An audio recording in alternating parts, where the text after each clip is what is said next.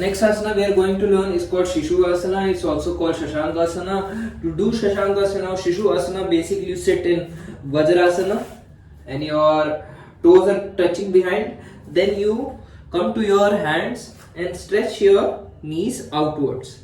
Then you slowly rest your hips on the ground. Extend your hands and try to touch your chest to the ground.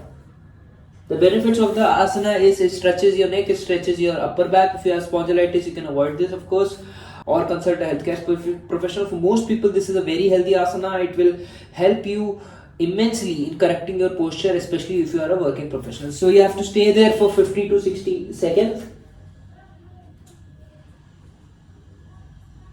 When you're beginning this asana, you won't be able to touch your chest completely. So it's completely normal to touch the forehead.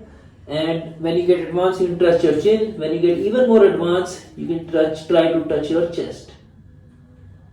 You will feel a lot of stretch on your back, on your neck, on your shoulder, everywhere. This is an amazing asana. Slowly come back and return to normal position.